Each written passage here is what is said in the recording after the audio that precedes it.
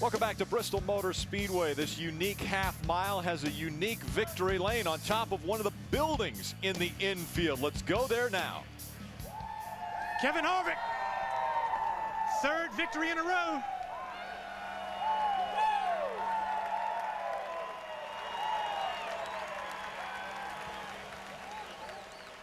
What can you say about this two bunch, Kevin? That's 3 wins in a row for this bunch, and I know you guys have been working hard to get Hunt Brothers in victory lane. Yeah, first off, I just want to thank the pit crew. They're the ones that won this race tonight. They had a smoking pit stop on this Hunt Brothers Chevrolet, but all the people from Hunt Brothers, really excited to get them into victory lane tonight. I got to thank everybody from Ream, Bad Boy Buggies, One Main Financial, Budweiser, Chevrolet, everybody who helps us on this truck. 3 in a row, that's pretty cool. Talk about fuel mileage. You guys pitted after some of the front runners that ran out of fuel. I heard you and Bruce Cook talking pretty much all night. Were you convinced that you would save enough fuel to get the job done? I thought I had saved a fair amount, and we were able to stretch our lead out there. We were able to run some pretty slow laps and conserve some fuel. So he sounded pretty confident on the radio, the way that he was figuring the gas conservatively with what it would pick up and everything there. So all in all, they did a great job, and the pit crew won this race. So. I got to ask you one other question. There was some contact on the racetrack between the 18 and the 24. You've had issues with the 18 in the past. He made a comment about where Elliott Sadler gets his paycheck. What could you see, or were you watching what was going on the racetrack, and your thoughts on that? Well, I hadn't seen it, but that shows you how smart Kyle Busch is. He wasn't even driving for us tonight. Joe Danette owns that truck, and those guys came here to do what they had to do. So we can get as dirty as Kyle Busch wants. If he didn't want to race like that, then we'll race somewhere else. That's Kevin Harvick. His thoughts on Kyle Busch. 3 wins in a row for the 2 truck.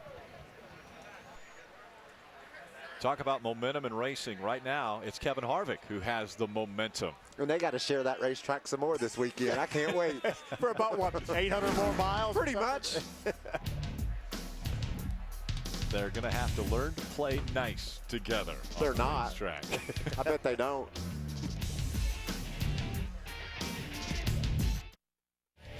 Welcome back. The O'Reilly 200. A convincing win for Kevin Harvick, winning or leading over 103 laps. But when you come to a short track, tempers are always going to flare up. And we had a couple different drivers get a little bit upset on the racetrack tonight. 2 of those were the driver of the 18 and the 24. At least the 18 was upset.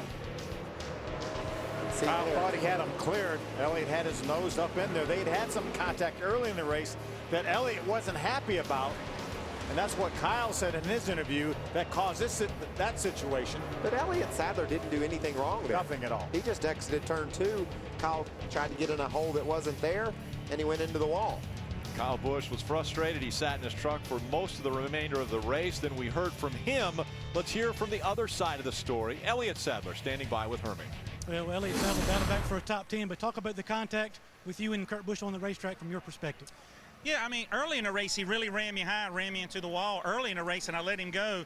That time, I honestly think his spotter just didn't tell him I was on the outside of him, and he came up, and I was there. I didn't even have time to check up or anything, so I think it's between more him and his spotter. He just wrecked himself, and I hate that he thinks it's my fault, and I hate that he came in and wrecked us and tore up a good truck, and we had a great chance to win tonight. I just think it's good, hard racing.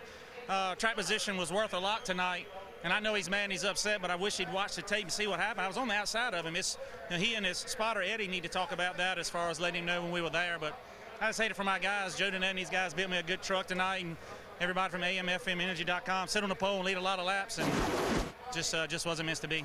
The restart seemed to be very important, what line you were getting in, and you had to do business early like you were trying to do on that restart. Yeah, and I think that's why the frustration comes from. We all knew that you had to get to the top, and if you got in front of somebody, it was going to be very hard for them to pass you. And I think early in the race when I got away from everybody and got away from the 18, we were about 0.2 of a lap faster than they were. I think they knew they had to be in front of me to have a chance to beat us tonight. So I just wish he'd watch the tape and understand what happened before he came back and retaliated and hit us the way he did. I hate it for my guys. Never had any problems racing him, and we gave and take a little bit tonight, and he run me high. Then he was trying to run me high again, and I was just there. I just don't think he knew I was there, and kind of wrecked himself. But I hate it for his guys because they got a tore-up truck, and we do too, and neither one of us had a good night. So it's just Bristol racing, I guess. That's Elliott Sadler. Rick?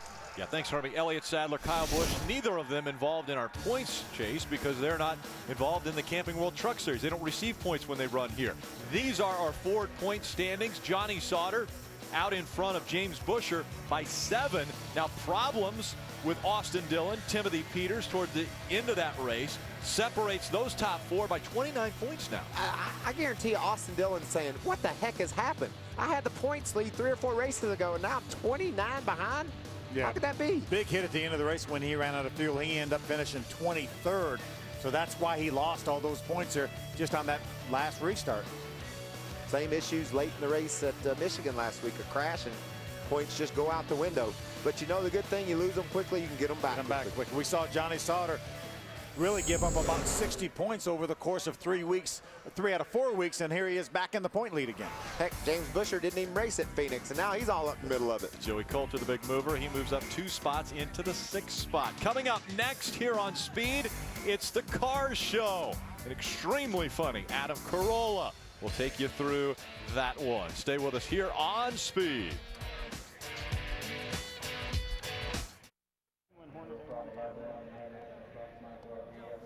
Welcome back. Elliott Sadler getting into victory lane, talking with Kevin Harvick, congratulating him on the win, he and Delana Harvick. The guy who's on top of the point standings has padded his point lead, and he's standing by with Ray.